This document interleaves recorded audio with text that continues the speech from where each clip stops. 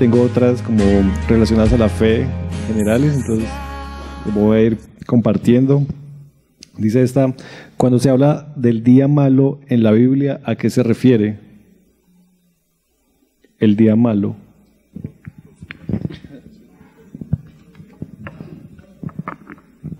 Sí, pues es una referencia que cuando uno la examina o cuando la lee, no se puede decir exactamente a qué es. Pero uno puede ver que en algunos momentos algunos hombres de fe pasaron por esos momentos oscuros donde su fe fue probada. Por ejemplo, hemos citado la experiencia de Pedro. Ese fue el día malo de Pedro. El día que él negó al Señor y pasó por un momento de amargura. Pero a veces no se puede decir que es un día, porque si uno mira la historia de Job, fueron 7 años. Fue una jornada bastante larga, ¿no? Entonces hace referencia a un periodo de prueba al cual debemos estar preparados. El hermano Watchman Nee habla de que a veces Dios prueba nuestra fe en momentos específicos, a veces cortos, a veces largos. Lo que hay que saber es que Dios no nos va a permitir ser probados más de lo que podemos sobrellevar. El Señor sabe cuánto Job podía sobrellevar y cuánto Pedro podría sobrellevar, ¿no? Entonces hay momentos en la vida que son oscuros, en la vida cristiana, túneles, donde de alguna manera Dios por su providencia va a permitir que los experimentemos. Y la enseñanza es estar preparados para que el día de la prueba no nos sorprenda como si algo extraño nos aconteciese. Entonces el pasaje es una advertencia para saber que como creyentes podemos pasar por algunos momentos donde vamos a ser probados, tentados en el sentido bueno, donde nuestra fe va a ser puesta a prueba. Y lo ideal es que se haya en alabanza. Entonces a veces Dios en su providencia permite esa serie de circunstancias, porque el Señor dice hay tiempo para llorar, pero también hay un tiempo para reír. O sea, esa realidad de que Dios nos va pasando por ciertas circunstancias es clara en las Escrituras. Dios no nos promete una vida de felicidad, de abundancia y de paz siempre. Él mismo dice que en algunos momentos seremos probados. Dice que el Dios de gracia que nos llamó a su gloria eterna en Jesucristo, Él mismo después de que hayáis padecido un tiempo, Él mismo os perfecciona, afirma. O sea que a veces Dios permite ciertos tiempos para pasar, pero la idea es que esos tiempos tienen un objetivo claro, que Dios los permite y que podemos estar en pie. Solo que hay que armarnos con la idea de que tal vez tengamos que vivir eso. El Señor le dice a una de las iglesias en Apocalipsis que sean fieles hasta la muerte, porque algunos de ellos serían echados a la cárcel y morirían y estarían allí por 10 días. Él dice la fe. Pero tiene que ver más con ese periodo de pruebas, es prueba de oscuridad, de situación difícil. Bueno, solamente no son 24 horas el día malo. Eclesiastés, precisamente hablando de los jóvenes, dice: acuérdate de tu Creador en los días de tu juventud y en los años de tu adolescencia, antes de que lleguen los días malos y digas no tengo en ellos contentamiento. O sea que ya da por hecho que los días malos nos van a llegar, pero entonces en este tiempo de juventud debemos tener suficiente contentamiento para que cuando llegue el día malo, pues haya motivos de alegría para nosotros. Estaba buscando una cita en uno de los profetas menores, pero no lo alcancé a encontrar, porque dice como algo así como: ay de ustedes que alargan el día malo. O sea que era un tiempo determinado, algunos meses o unos pocos años, y nosotros mismos nos encargamos de alargarlo para nuestro propio perjuicio y daño. Bueno, otra pregunta relacionada con la fe cristiana o con el andar cristiano dice: ¿qué aplicación práctica podemos tener los cristianos hoy del ayuno, según las Escrituras? No sé si les pasa a ustedes, pero al menos sucede en Cali y en Palmira, que todo el mundo dice: los hermanos no toman, pero comen. ¿Sí? Y Y creo que hay los extremos en todas las enseñanzas son malos y en el ayuno hay extremos también. Algunas personas enfatizan el ayuno que termina siendo como hacer una llave de judo a Dios y obligarlo a que nos conceda lo que de otra manera no nos haría, y ese es un énfasis definitivamente equivocado. Pero el otro extremo es que no, ya no hay ayuno, ¿sí? Y ese otro extremo también es delicado. Entonces, cuando estaban los apóstoles, los discípulos cercanos con el Señor, le preguntaron, porque los discípulos de Juan el Bautista ayunaban, pero los discípulos de Jesús no ayunaban. Y le hicieron esa pregunta, ¿no? Y entonces el Señor responde diciendo que ahora están allí con el maestro, están con el novio, pero el novio va a ser quitado, y entonces ya después de que él no estuviera, digamos, en su permanencia física en medio de ellos, el ayuno entonces sí correspondería. Ahora que el Señor está espiritualmente con nosotros, pero no está físicamente, yo creo que el ayuno debe ser una de las prácticas en las que nosotros debemos estar, y creo que ha sido descuidado como enseñanza y como práctica dentro de la iglesia, pero no para caer en el extremo entonces de forzar, entre comillas, a Dios a que acceda pues a nuestra voluntad y conceda todos nuestros deseos, porque eso definitivamente es equivocado. Hay un texto en Isaías, es un capítulo entero que habla del ayuno que el Señor escoge, que el verdadero ayuno, y entonces es una oportunidad de convertirnos de nuestros malos caminos, de volvernos al Señor, de colocar algo que es verdaderamente esencial para nosotros, como es la comida, y poder expresar de que Dios está por encima de lo que nosotros consideramos esencial. Entonces, digamos que con la enseñanza correcta debería de ser una de las prácticas que deberíamos de tener.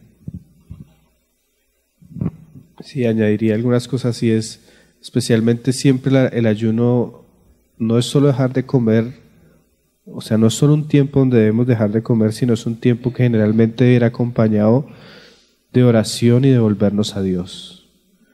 O sea, no es que hoy voy a ayunar, entonces dejo de comer, me voy a trabajar, hago las cosas y vuelvo a comer.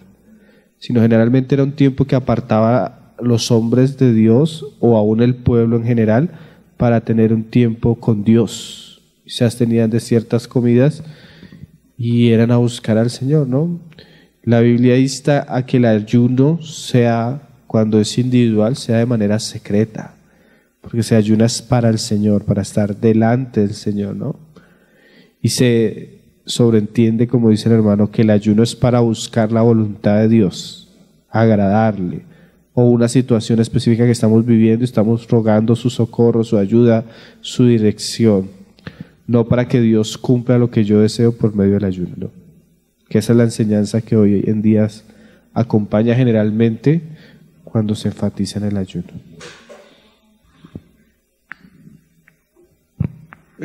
Yo quisiera preguntar algo relacionado con esto. En términos prácticos, entonces sería abstenerme físicamente de comer cierto tiempo para buscar al Señor. Sí, es lo que estoy entendiendo. Pero ¿cómo complementamos eso con lo que dice Isaías? Donde el verdadero ayuno habla como de unas obras que muestran como un testimonio. ¿Cómo complementamos esa parte? Es que se espera que aquellos que están teniendo esa intimidad con el Señor produzcan ciertos frutos visibles, ¿no? Entonces, si yo estoy en un proceso de apartarme para el Señor, de consagrarme al Señor, seguramente eso va a hacer que mi manera de vivir práctica tenga un efecto.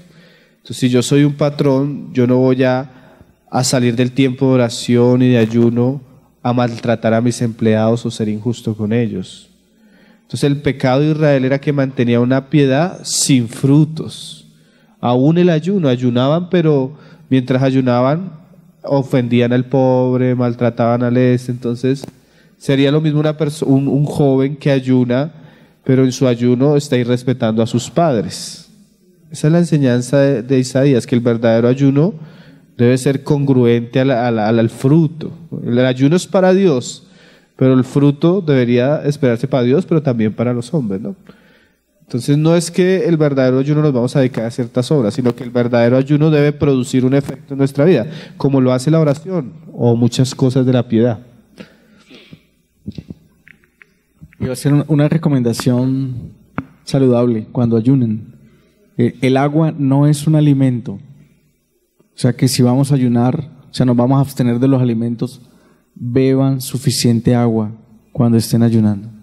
¿Sí? Si ustedes recuerdan, cuando Jesús ayunó, el diablo lo tentó fue con un pan, lo cual habla de que Jesús tomó agua durante su ayuno, porque si no, estando en el desierto, la tentación hubiera sido una botella de agua. No sé si me siguen la línea de pensamiento en eso. Entonces, algunas personas en el ayuno, el estómago sigue trabajando, la secreción ácida del estómago, empiezan a aparecer gastritis, empeorarse de la dispepsia, de los síntomas gastrointestinales, y les parece que tiene mucho mérito de que lo hicieron aún sin agua, enfermándose. O sea que no crean que de esa manera agradamos más al Señor si no estamos teniendo cuidado de nuestra salud. Algunas personas así mayores como yo, que toman medicamentos y todo esto, pues tomar los medicamentos con ese estómago vacío les va a generar mayores problemas.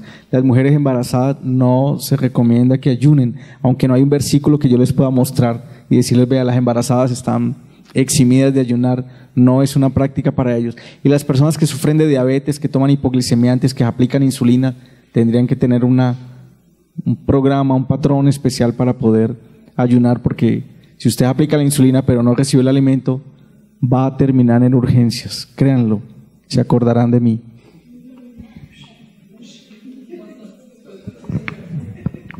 Para tenerlo presente, sí. Importante. Bueno, tengo este. Dice así, teniendo en cuenta 1 Juan 3:8, dice lo siguiente: el que practica el pecado es del diablo. Y otro versículo, 2 Juan 9, dice: cualquiera que se extravía y no persevera en la doctrina de Cristo no tiene a Dios. Según esos dos pasajes, ¿cómo se explica a los creyentes extraviados? O sea, si el que se extravía y que no persevera no tiene a Dios, pero si hay creyentes que se han extraviado, entonces, ¿cómo explicar esas situaciones? Sí, el primer pasaje es muy claro. La palabra que hay que resaltar es practica. O sea, habla de un hábito normal, común, constante, de un pecado que ha sido repetitivo, siempre está siendo repetitivo. Entonces, cualquier caso que nosotros viéramos de que era un borracho, es borracho y seguirá siendo borracho, aunque vaya a la reunión, tenemos que decir que no es de Cristo. Porque su práctica del pecado nos muestra que no es de Cristo. Ahora, ese pasaje del que se extravía, claramente las Escrituras muestran en otros pasajes que un creyente se puede extraviar, ¿sí? Entonces entramos a que no podemos poner a chocar dos pasajes porque en la Biblia no hay contradicciones. Entonces debemos examinar qué es. Porque hay personas que a veces pueden llegar a la iglesia, estar entre nosotros y salir. Y dice Juan en otro pasaje, estaban con nosotros, pero no eran de nosotros. Porque si hubieran sido de nosotros, hubieran permanecido con nosotros. Entonces hay personas que llegan, están, sin haber tenido la experiencia genuina de la conversión, y en algún momento se van. Y dice Pedro que aunque tuvieron un conocimiento, porque cuando una persona llega a una reunión, se escucha el evangelio, se escuchan las oraciones, pero su naturaleza no cambió, o sea, no hubo conversión. Entonces, el perro que sigue siendo perro, en últimas, ¿qué pasa? Tiende a volver al vómito. Y la puerca lavada al lodo. Entonces, posiblemente, es muy probable que personas que estén entre nosotros muchas veces no hayan llegado verdaderamente a Cristo. Entonces llega un momento donde esas personas se extravían y salen. ¿Sí? Hasta salen siendo falsos cristos, dice Juan. Personas que estaban entre los cristianos, pero en algún momento manifestaron un espíritu de error contra Cristo. ¿Serio? Entonces, ¿qué muestra eso? Que no eran de Cristo. Pero también tenemos por lo menos la parábola que el Señor enseñó acerca del hijo pródigo, donde claramente podemos ver una referencia que puede haber un hijo que se salga a los caminos de Dios. Santiago nos dice que debemos orar y buscar la restauración del hermano que se ha perdido. Y si lo hacemos, estamos ganando un alma, mostrándonos que es hermano. Entonces hay que tener cuidado con esos pasajes que aparentemente quieren mostrarnos una contradicción.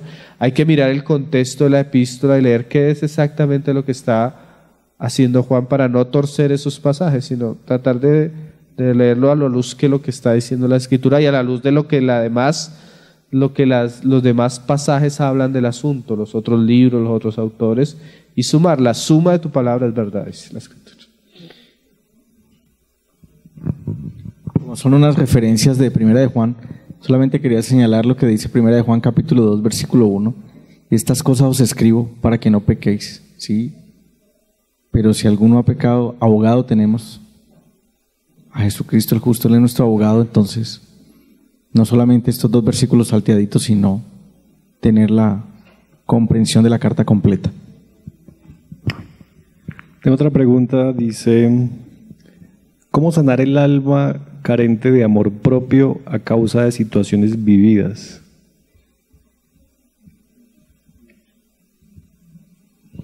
Esa pregunta va como para toda una serie, ¿no? Otro campamento. Otro campamento. Y no hay una respuesta fácil a eso tampoco, ¿no?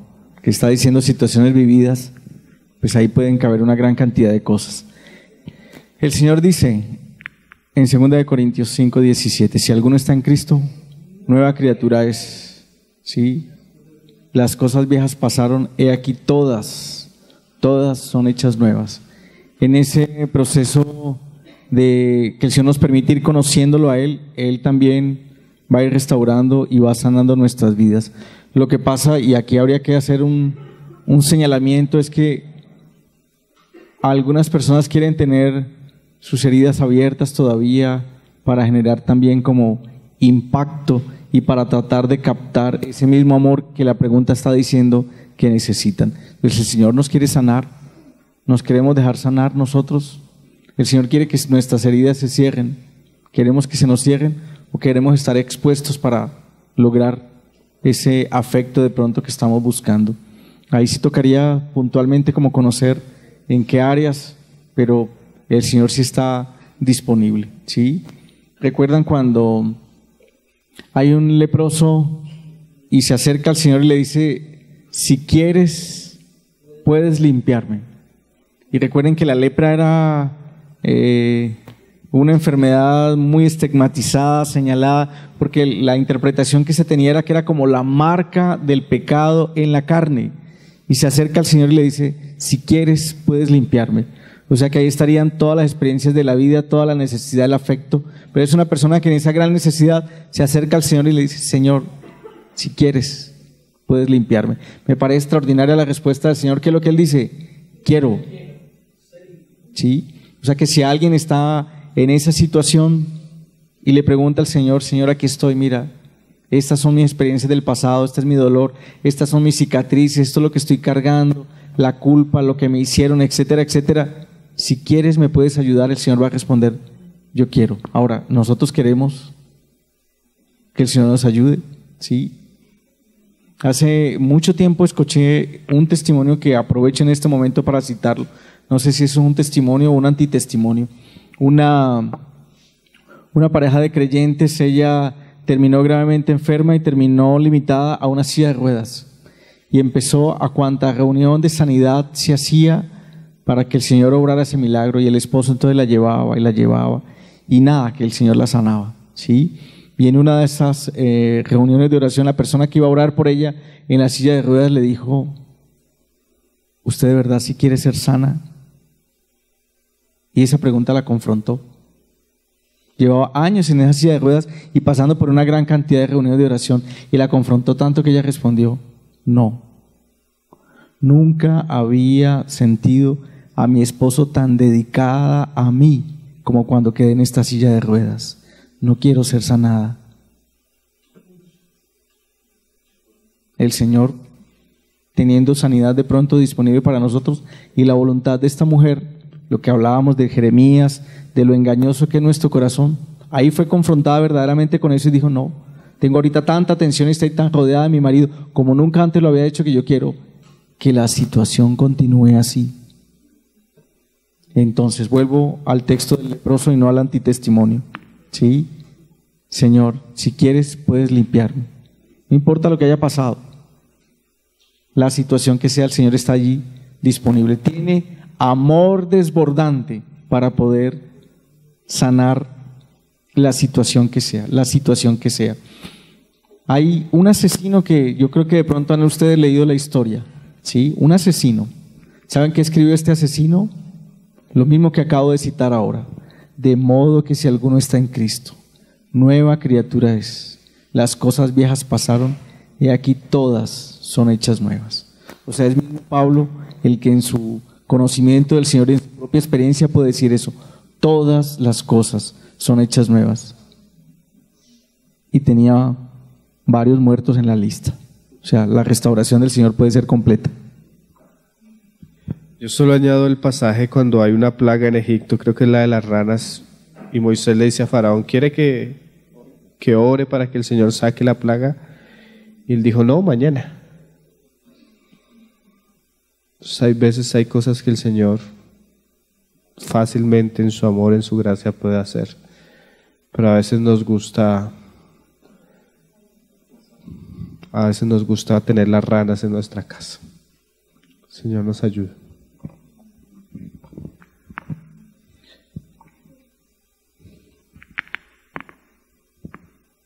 Pero así como hablamos del suicidio, esas situaciones hay que pedir ayuda. Vuelvo y les digo, a veces se sufre mucho en silencio. Ya les voy a contar, yo había hablado con Jaime, le dije, Jaime, yo tengo en mi corazón poder preparar dos cosas. Algo sobre el suicidio, a raíz de que fue un motivo de oración tremendo en el campamento de Buga. Y lo otro, yo quiero hablar sobre la violencia sexual. Les quedo debiendo la de la violencia sexual. ¿Sí? Yo trabajo en una clínica en Palmira que no es la clínica más grande de la ciudad. Todas las semanas estamos teniendo entre 2 y 3 casos de mujeres abusadas sexualmente. Desde niñas de 2 años hasta mujeres muy mayores. Esas circunstancias pasan. No me las estoy inventando, las traigo de Palmira y pueden suceder en cualquier otra ciudad. Pueden ser casos de hermanos o hermanas que están aquí. Y hay un silencio completo sobre eso. Recuerden el Salmo 32. Mientras callé, se envejecieron mis huesos. Si yo decido seguir sufriendo en silencio y ocultando y guardando esa experiencia terrible de años atrás o de meses o de días recientes, ¿cómo voy a poder ser ayudado? ¿Sí? Las iglesias locales tienen que convertirse en esa comunidad de sanidad, de salud, de restauración, de decir, hermanos, ayúdenme. Esto fue lo que me sucedió. ¿Sí? Por un lado, la restauración de la iglesia y por el otro lado, las instancias que existen y colocadas por Dios mismo para que se denuncien esos delitos y se castiguen a los victimarios. O sea que no más silencio respecto a esto. Entonces nos toca, eso es doloroso, pero nos toca exponernos un poquito. Estoy luchando con esto, estoy sufriendo con esto es lo que me ha pasado. Ayúdenme, hermanos, ¿sí? Ayúdenme. Y si no se puede hacer así abierto para toda la iglesia, a los hermanos responsables, no sé, pero no más silencio con estas cosas que son unos sufrimientos terribles, unos pesos unas películas que no alcanza uno a imaginarse, que llevan las personas encima y en silencio, ¿sí? Entonces, hagamos un poquito eso más conocido para que los hermanos nos puedan ayudar. No estoy diciendo que vengan y tomen el micrófono, aquí lo cuenten delante de todo el campamento, pero usted sabe con qué hermano, con qué hermana en la iglesia puede tratar ese tema y esos hermanos le puedan ayudar. Bueno, ya tengo otra pregunta. Nos faltan las últimas 20 y terminamos. Cuando la Biblia dice iniquidad, rebeliones, pecado, transgresiones, ¿se refiere a lo mismo o se refiere a cosas diferentes?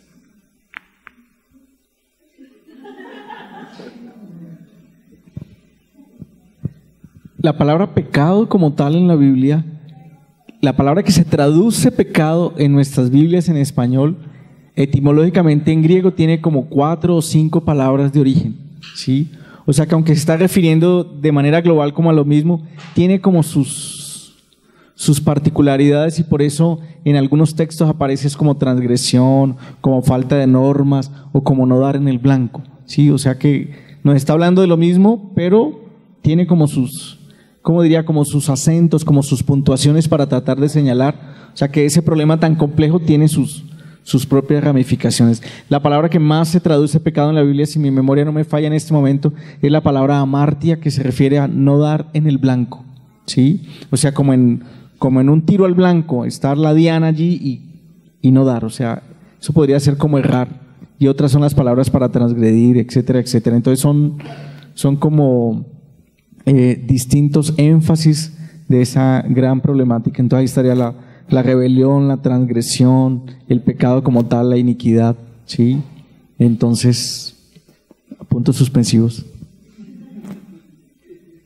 No, tocaría ver en qué contexto y qué palabra usa el autor original, el traductor. Es un asunto muy complejo responder una pregunta así con claridad. Bueno, a raíz de esa pregunta o de algo que se llama o hablan de la iniquidad, que se comenta en muchos ámbitos cristianos, o los pecados generacionales o las herencias generacionales, aquí tengo dos preguntas parecidas. Una dice, si hay pecados que se repiten en la misma familia sin necesidad de ser vistos por influencia demoníaca, ¿cómo tratar esos pecados? Y da un ejemplo. Por ejemplo, el hijo que es alcohólico, aunque nunca conoció a su papá que también era alcohólico, ¿sí? O si hay comportamientos que se repiten en el padre, en el hijo, en el nieto, ¿qué hacer en esos casos? Digamos, ejemplos, se divorcian los abuelos, se divorcian los padres, se divorcian los hijos, situaciones que se repiten, comportamientos, patrones, ¿qué hacer? Aquí una habla de si por influencia demoníaca, la otra dice comportamientos que se repiten en las preguntas. Sí. Bueno, el asunto de las maldiciones generacionales es un asunto que hay que examinar muy bien, especialmente a la luz del Nuevo Testamento.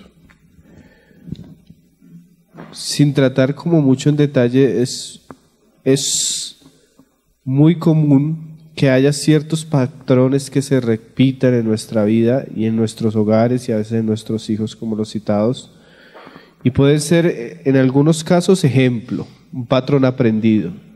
Entonces de pronto el niño crece en un hogar donde se frecuenta, donde se ve el trago, donde se ve la fiesta, donde se ve y eso suele suceder, que el niño aprenda a fumar con el solo ejemplo, porque el ejemplo de los adultos, el hogar, lo que el hermano decía, si crece en una tribu donde se comen a sus enemigos, él va a aprender y su conciencia va a estar limitada a esa experiencia y a esa situación que tiene en el contexto. También uno encuentra en las Escrituras que puede haber casos de juicios de Dios sobre el pecado que se vea manifestado ese pecado. Por ejemplo, hay un profeta que decía, aquellos que les habían sido infieles a sus esposas, las esposas de sus hijos y sus hijas vivirían como rameras. O sea que el pecado a veces no solo tiene una consecuencia directa sobre la persona, sino el pecado tiene una consecuencia directa a veces sobre nuestro ambiente familiar y a veces sobre nuestros hijos. Entonces no podemos negar el efecto del pecado, que puede ser lo más, a mi manera de parecer, lo más acertado a la maldición generacional.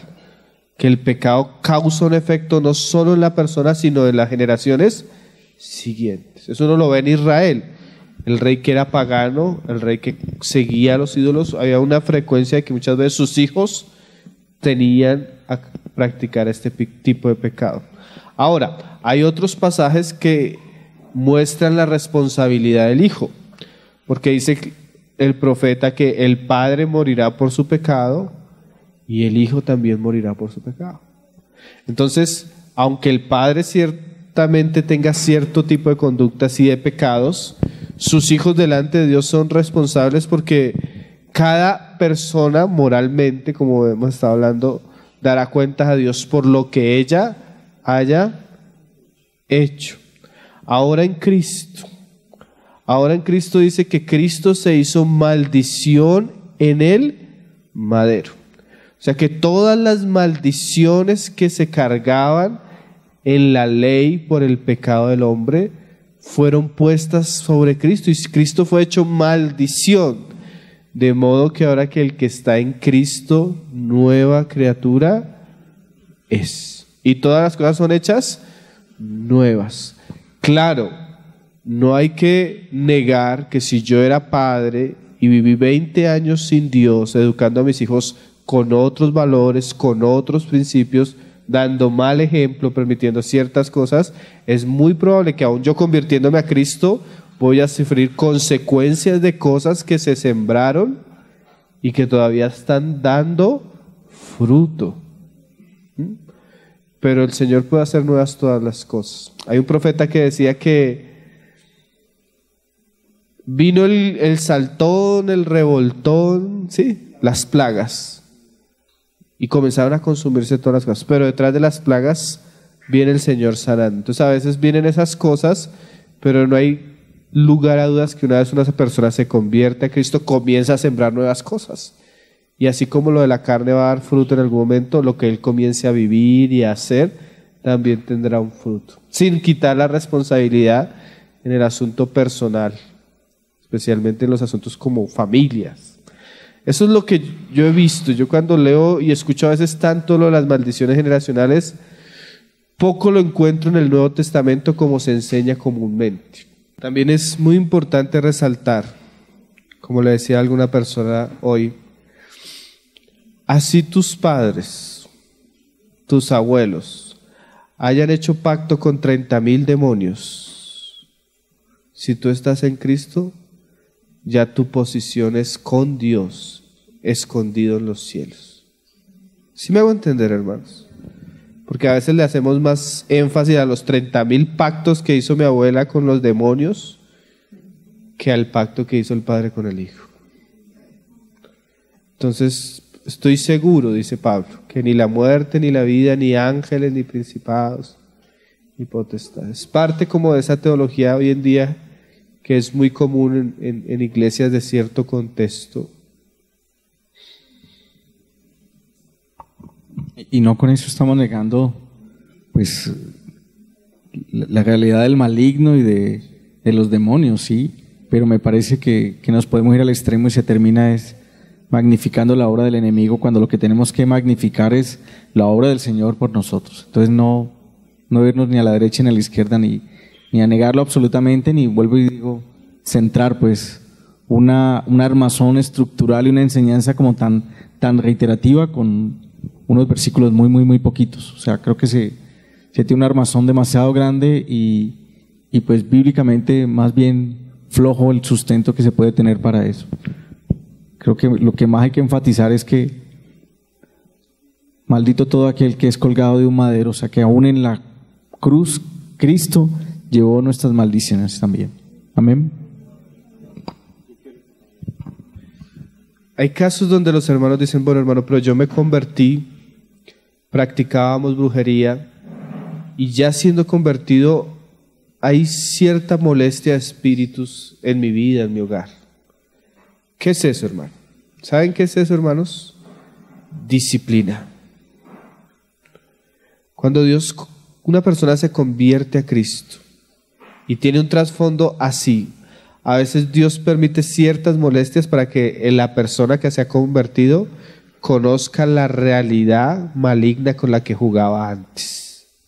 Y a veces Dios permite ciertas molestias simplemente para que el cristiano aprenda de dónde lo sacó el Señor y con lo que estaba jugando. Pero la Biblia también dice, someteos a Dios y resistid, y el diablo ¿qué? Huirá de vosotros. Entonces, eso se puede ver en ese aspecto, pero también en otros aspectos. Por ejemplo, Pablo perseguía a los cristianos, se convierte y vivió persecución. De alguna manera el Señor le permitió a Pablo experimentar lo que él hacía. Entonces a veces hay ese fruto que en últimas nos enseña y Dios lo usa para ciertas cosas específicas. Entonces es muy común cuando hay cristianos que vienen de un contexto donde han jugado con el ocultismo, donde han jugado con la brujería, con el espiritismo, que en su conversión tenga cierta molestia por ese tipo de entidades con la que practicaba antiguamente. ¿Sí me va a entender? Y Dios lo permite, porque esa realidad no es que no exista. Solo cuando yo exalto esa realidad a tal punto que mi vida no depende de Cristo, ni de lo que Cristo hace, ni de la bondad de Dios, sino estoy restringiendo todo a eso, pues ya es una doctrina como muy extraña a la generalidad de las Escrituras. Aún en el Antiguo Testamento no se veía eso, ¿no? Porque si fuera por maldición generacional, la nueva generación no hubiera entrado a Israel, a la Canaán. Porque la primera generación le dejó una gran cantidad de maldiciones que hubieran impedido que... Pero Dios usó a los hijos de esta generación. Sí, a veces sí se dan. A veces se da que hay molestia en la casa, en los niños. Por ejemplo, la gente que acostumbra a ver películas de terror, traer ciertas cosas a su casa. Dice la ley, y la ley no habla por decirlo, sino dice, no traerás anatema a tu casa. Porque si tú traes anatema a tu casa, maldita será tu casa. No solo él, sino su casa. Y nosotros debemos ver que a veces no somos responsables solo delante de Dios por lo nuestro, sino en el caso de los que somos esposos y padres, somos responsables de nuestros hogares. Entonces a veces nosotros abrimos puertas a cosas que no deberían estar en nuestra casa. Y hay molestias que no deberían estar, pero es porque nosotros mismos irresponsablemente trajimos eso y a veces afecta a nuestros hijos. O no solo eso, permitir a veces que un niño vea ciertas cosas, vea cierto tipo de películas, de pronto puede llegar a un momento donde el niño comience a trastornarse y a sufrir molestias. Entonces, más que una maldición generacional, es responsabilidad delante de Dios con lo que hacemos. Porque si sembramos lo que es de Dios, pues, pero también si le damos lugar a la carne, puede haber fruto de la carne. Aún en esas cosas que existen. O sea, no podemos llegar al punto de algunos hermanos que lleguen a decir, no hay demonios, no hay Satanás, no. No, eso existe. Y no hay que jugar con eso. Por eso la Biblia dice, no consultarás a los muertos, no visitarás al adivino, al brujo, al esto. ¿Por qué? Porque eso puede traer ciertas circunstancias. Ahora recordaba un caso en la Biblia donde por un pecado del padre se afecta a su familia, y es el caso de David. Cuando él peca, que su hijo muere, Dios le dice que no iba a faltar la espada en su casa. ¿Y qué pasó con sus hijos? Se mataron entre ellos. Entonces, como por consecuencia de algo que él hizo, sus hijos se vieron afectados también. Pero también encuentro ejemplos en el Nuevo Testamento cuando está el ciego y le pregunta a los discípulos al Señor, ¿este ciego por qué? ¿Pecaron sus padres o pecó él? Y ellos dijo, y el Señor les dice, no, es para la gloria de Dios que está así ya.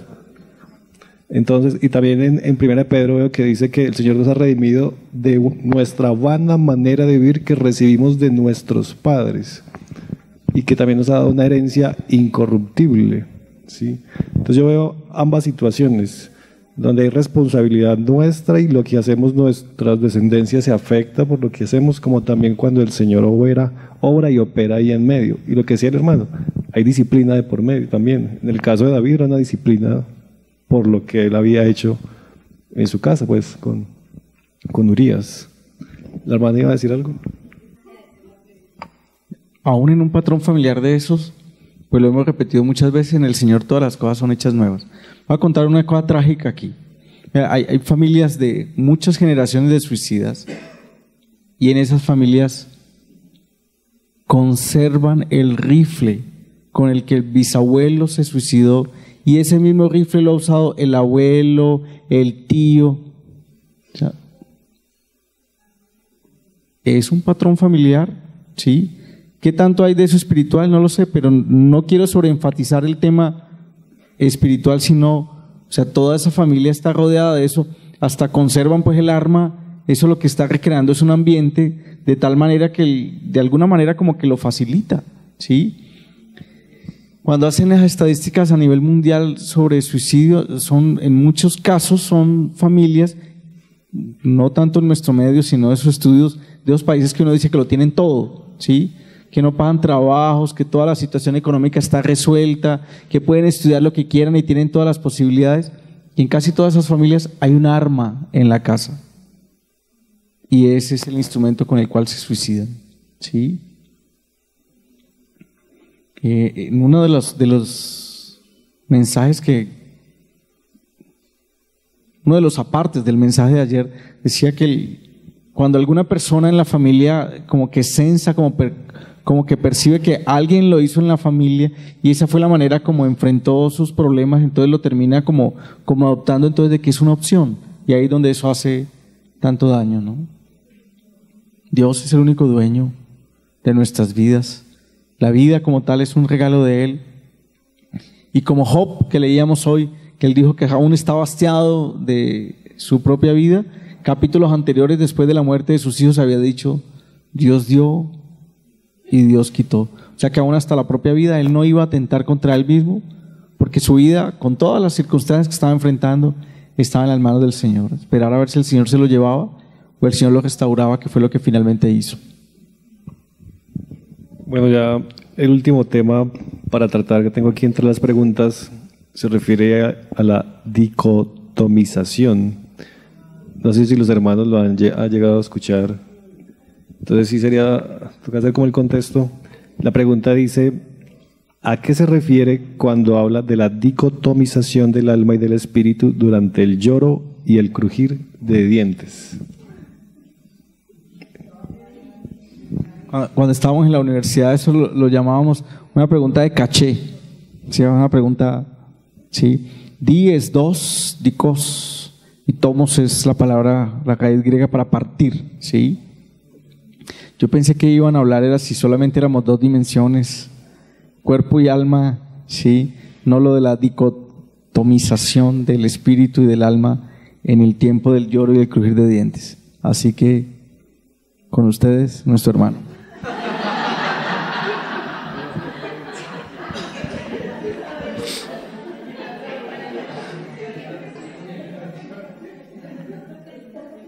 Ya se nos va a acabar la memoria de la cámara, entonces tenemos que acabar en este momento.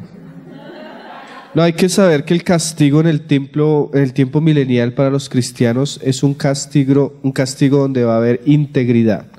¿Qué quiere decir eso? Que cuando Cristo venga, los que estén muertos van a ser resucitados integralmente, espíritu, alma y cuerpo. Y los que estemos acá seremos transformados y seremos reunidos en Él, pero seremos seres íntegros. No va a ser mi alma, no va a ser mi cuerpo, no va a haber una dicotomía en el sentido de que va a haber separación. Lo más probable de esa dicotomía o esa separación que dice el texto griego es que Dios, en el momento que juzgue, va a separar qué cosas fueron de Él, o sea, de su espíritu, y qué cosas eran mías. Y seguramente por las que yo hice que eran de mi alma, seguramente va a haber un tiempo de castigo, pero el castigo va a ser íntegro. ¿Sí me hago entender?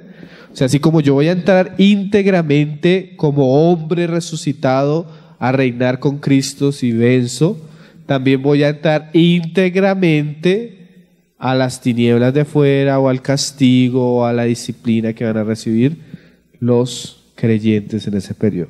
Porque a veces lo que yo entiendo en algunos hermanos que tienen dudas es como si fuera a haber una separación.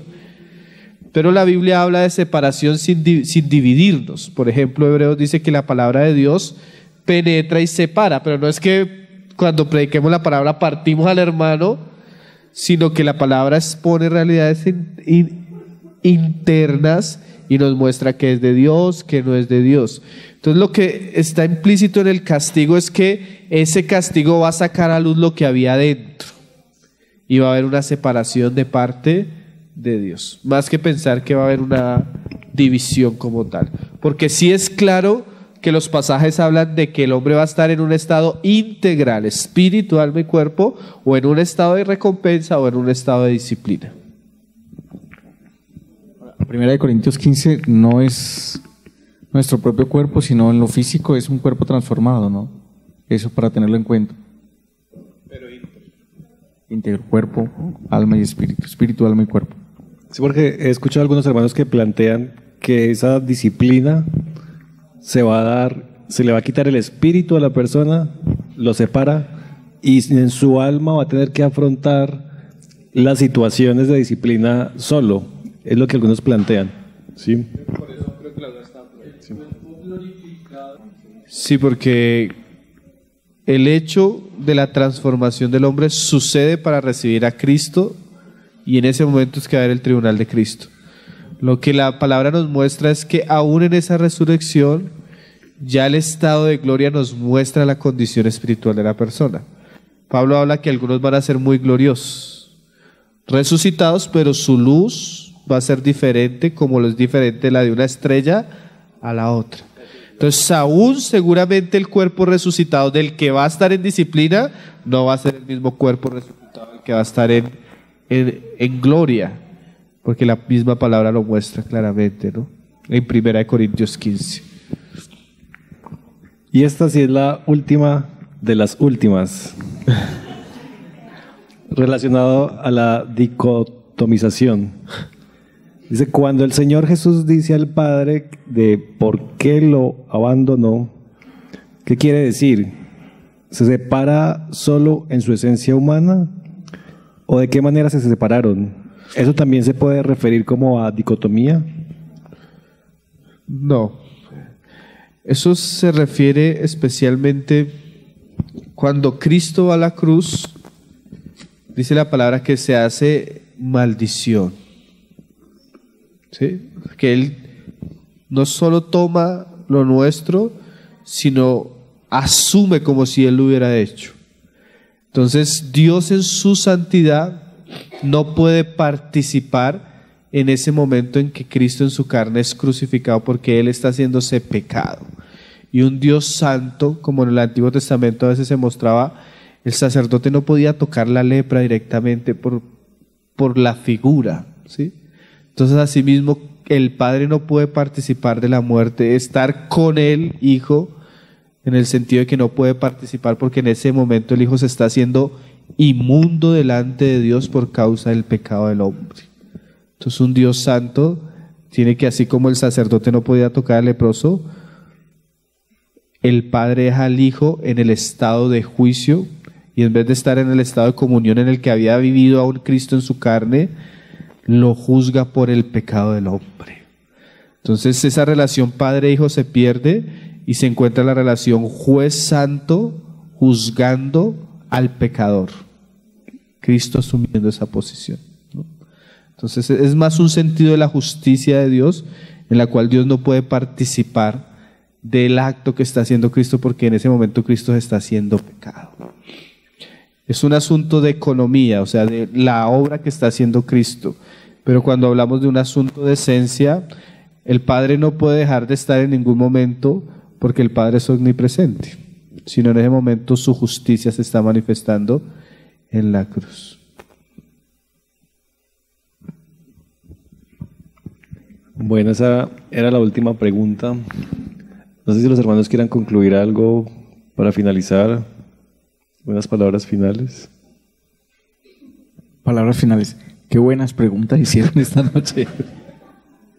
Yo creo que este es un espacio que hay que mantener. Hago una propuesta para las próximas versiones. Empecemos más temprano con las preguntas. Sí. Y de pronto, pues para que eso no sea como un popurrí, sí, como enfocar un poquito más las preguntas, para que no terminemos hablando de todos los temas y cuando lleguemos a nuestros lugares de origen nos preguntaron, ¿y esa sección de preguntas y respuestas de qué hablaron? Uy, tantas cosas que ni me acuerdo, sino que podamos estar un poquito más focalizados y de esa manera podamos profundizar más en algunos temas y pueda traer mayor fruto para todos. Pues es una propuesta.